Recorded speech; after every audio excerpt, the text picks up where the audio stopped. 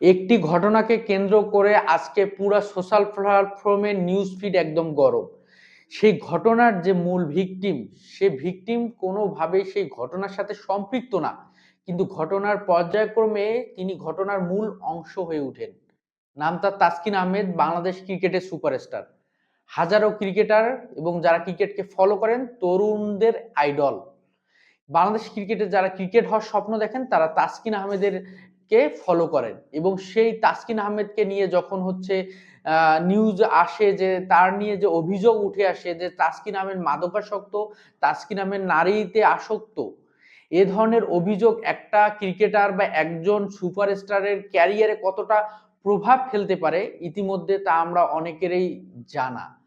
সেরকমই একটা অভিযোগ করেছে তাসকিনের খুব কাছের দুইজন বন্ধু। বলতে গেলে যে দুইজন বন্ধু তাসকিনকে নিয়ে অভিযোগ করেন, সেই দুইজন বন্ধু তাসকিনের পরিবারের খুব কাছের এবং বলতে গেলে সবসময় তাসকিনের পরিবারের সাথে ওঠা বসা, মানে আমরা যতটুকু জানি ওঠা বসা আছে।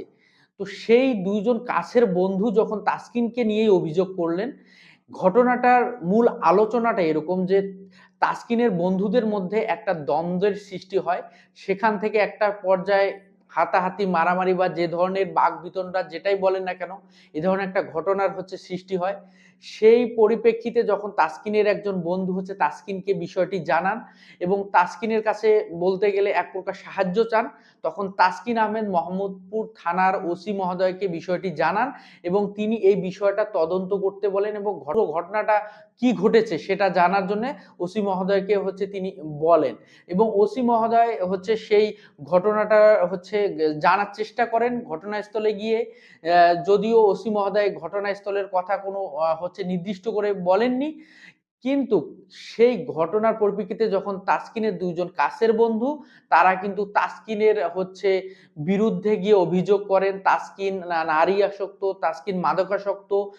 তারা কেন করেন, তাসকিনের সাথে তাদের এত ভালো বন্ধুত্ব কেন ফাটল ধরলো সে আলোচনায় যাব না, কিন্তু তাসকিন এক্ষেত্রে কতটুকু হচ্ছে নির্দোষ বা কতটুকু দোষী সেই আলোচনায় বা সেই জাজমেন্টও আমি যাব না। সেটা হচ্ছে সেই তদন্ত বা ঘটনার সাথে যারা হচ্ছে জড়িত, যারা এই বিষয়ে তদন্ত করবেন তারাই এই বিষয়টা উদ্ঘাটন করবেন।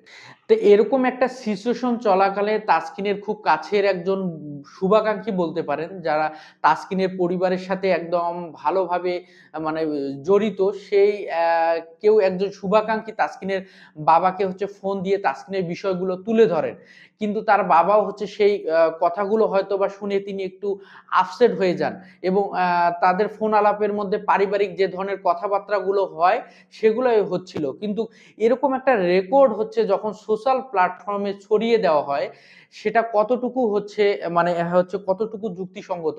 আপনি বলতে পারেন আপনাদের পারিবারিক একটা কথাবার্তা বা পারিবারিক একটা কল রেকর্ড, পারিবারিক একটা আলোচনা, সেটা যখন আপনি সোশ্যাল প্ল্যাটফর্মে পাবলিশ করবেন সেটা কিন্তু খুব ভালো একটা হচ্ছে দেখায় না। যেহেতু তাসকিনের বাবার কথোপকথনটা ওই হচ্ছে রেকর্ডটাতে বা ওই আলোচনাটাতে ছিল, তখন হচ্ছে এই বিষয়টা যখন তাসকিন পরের দিন জানতে পারেন যে তাকে নিয়ে সোশ্যাল প্ল্যাটফর্মে খুব বেশি আলোচনা হচ্ছে, বিষয়টা অনেক বেশি বড় হচ্ছিল, তাসকিনের চরিত্র হননের চেষ্টা করা হচ্ছিল, তাসকিনকে হচ্ছে খারাপভাবে তুলে ধরা হচ্ছিল, তখন তাসকিনের ক্যারিয়ারের মধ্যে কিন্তু অনেকটা প্রভাব পড়তে বিভিন্ন মিডিয়ার সামনে কিন্তু তিনি হচ্ছে মুখ খুলেন এবং তিনি বলেন এই ঘটনার সাথে তিনি কোনোভাবেই সম্পৃক্ত না। তার একজন বন্ধুদের মাঝে যে দ্বন্দ্বটা হয়, একজন বন্ধু তাকে হচ্ছে কল দিয়ে জানান, তারপরে তিনি ওসি মহোদয়কে জানান মোহাম্মদপুর থানার এবং তারপরেই যে ঘটনাটা ঘটে ইতিমধ্যে আমি বলে ফেলেছি এবং পরক্ষণে হচ্ছে তাসকিনকে হচ্ছে নিয়ে বিভিন্ন ধরনের অভিযোগ করা হয় হচ্ছে বিভিন্ন মিডিয়ার সামনে।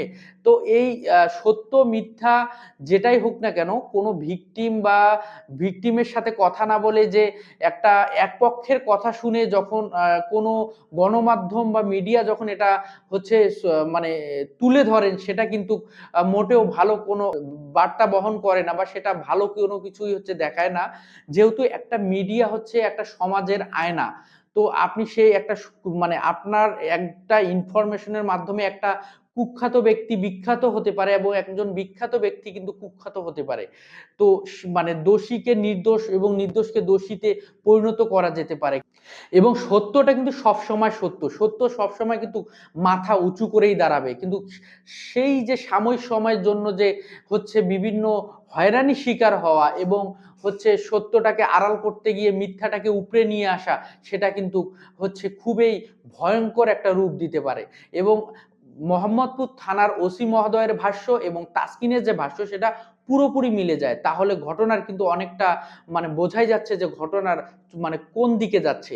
এবং সবশেষ তাসকিনকে নিয়েই যে বার্তাটা, যে তাসকিন যেহেতু তিনি একজন ক্রিকেটের আইডল, তার যে চলাফেরা, তার যে হচ্ছে বন্ধুদের সাথে মেলামেশা বা তার মানে তাদের বিজনেস পার্টনার বলেন বা তার পরিবারের অন্যান্য সদস্য বলেন, তার কাছের মানুষজন বলেন, তাদের সাথে চলাফেরা করার ক্ষেত্রে তার আরো অনেক বেশি সাবধানতা অবলম্বন করা উচিত।